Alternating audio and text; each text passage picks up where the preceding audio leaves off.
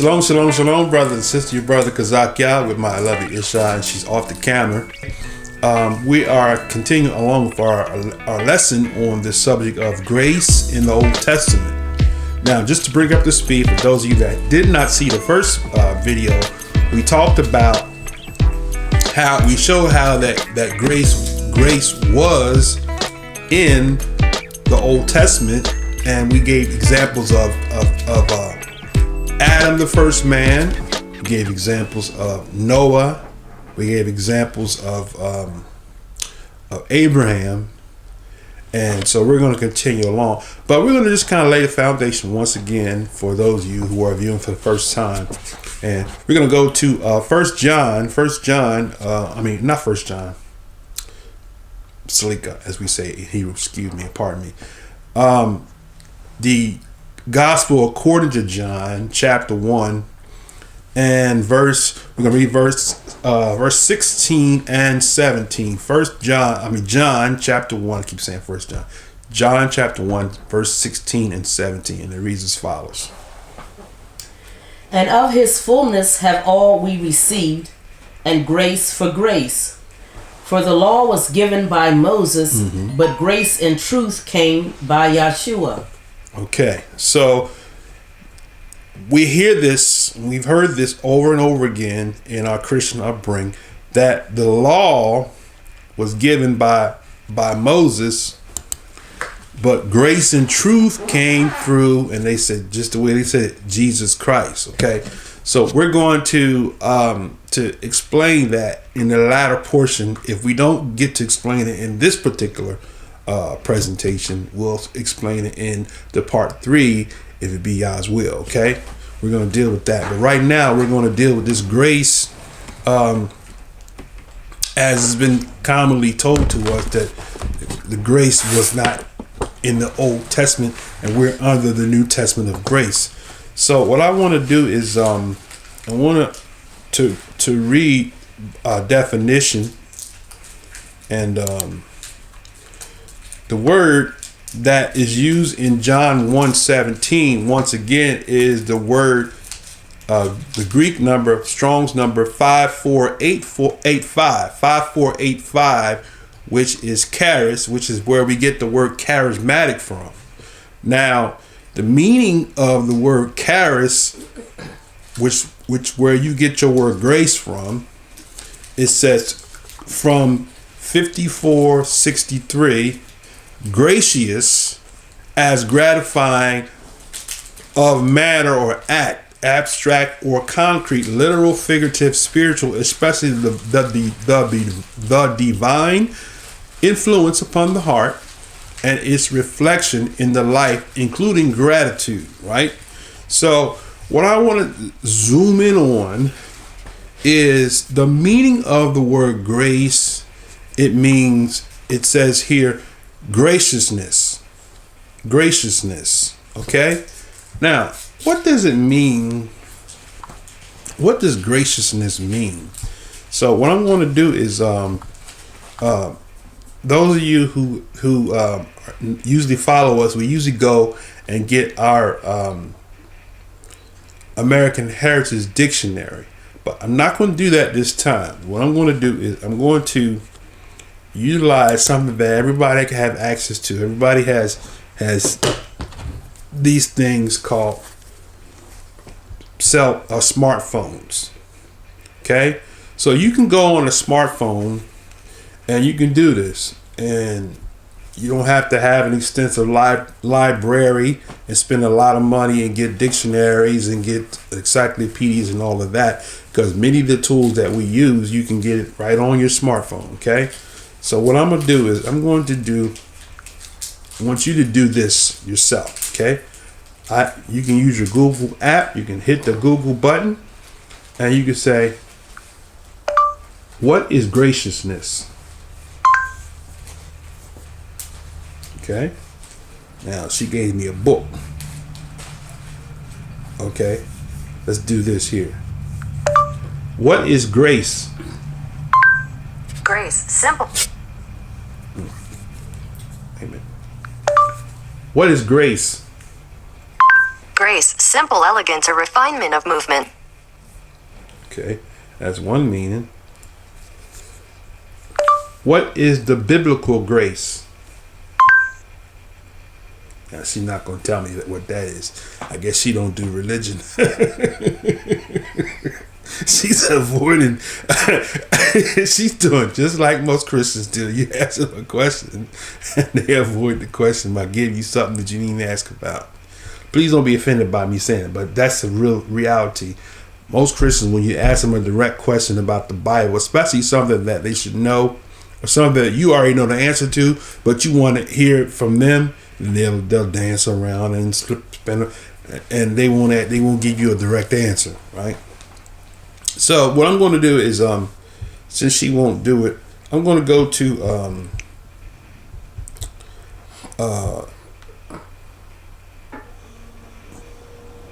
Dictionary Online. Okay, Dictionary Online or dictionary.com, and I'm going to put in the word. So you can go to dictionary. You can go to any dictionary, but you can get a free dictionary, and this is what we're going to do. Go to dictionary.com, right? And type in the word graciousness, GRAC, right? I want to make sure I spell it right. GRACIOUSNESS, graciousness. Then you hit the little search bar and it'll pull it up. It says it's defined as pleasantly kind, benevolent, and courteous. Okay? Pleasantly kind, benevolent, and courteous. Okay, and the meaning 2 says characterized by good taste, comfort, ease, and luxury. Okay, now there's other meanings. We're not going to read those, but I just want you to see that. So the root word for the word grace, it is from the word which means gracious, which means pleasantly kind, benevolent, and courteous. Okay. Now, so we got this word benevolent. Let's look up this word benevolent. Let's see if she'll give me, if Google will give me that. What does benevolent mean? Benevolent, well-meaning and kindly. Well-meaning and kindly. Okay, well-meaning and kindly. So can you say that the word grace also means kindness? Right? Yep. So when people say there was no grace in the Old Testament, you are in fact saying that the Most High did not show any kindness to anybody. Okay? Can we inclusively say or exclusively say that the Most High did not show anyone in the Old Testament kindness? And our answer with a resounding, unifying, and defining statement is no. We cannot say that he did not show anyone kindness in the Old Testament. Okay. Now, having said that, I'm going to go to let's go to our scriptures again, and this time, before I go there, I got to do this here. Let's go to Genesis, and I want to read the story, just a piece of the story of when the Most High had separated, or had Lot and Abram had separated from each other, and Lot went to sojourn in the land where he sojourned in, and Abram went to Canaan. Let's start at verse Genesis 18, verse 22.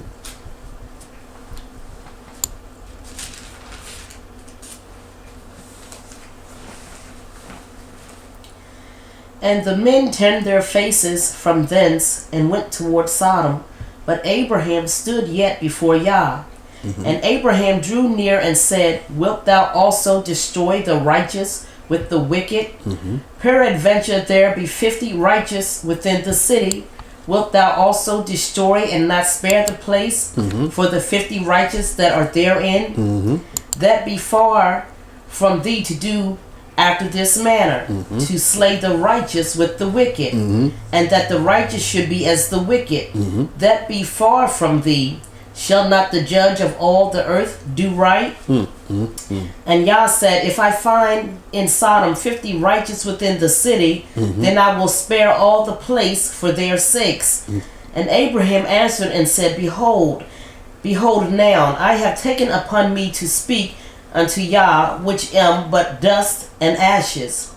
Peradventure there shall lack 5 of the 50 righteous. Wilt thou destroy all the city for lack of 5? And he said, if I find there 40 and 5, I will not destroy it. And he spake unto him yet again and said, Peradventure there shall be 40 found there. And he said, I will not do it for 40's sake. And he said unto him, Oh, let not thy Yah be angry, and I will speak. Peradventure there shall 30 be found there. And he said, I will not do it if I find 30 there. And he said, Behold now, I have taken upon me to speak unto Yah. Peradventure there shall be 20 found there. And he said, I will not destroy it for 20's sake. And he said, Oh, let not Yah be angry, and I will speak yet this once. Peradventure 10 shall be found there. And he said, I will not destroy it for 10's sake. And Yah went his way as soon as he had left communing with Abraham, and Abraham returned unto his place. So here we see the Most High.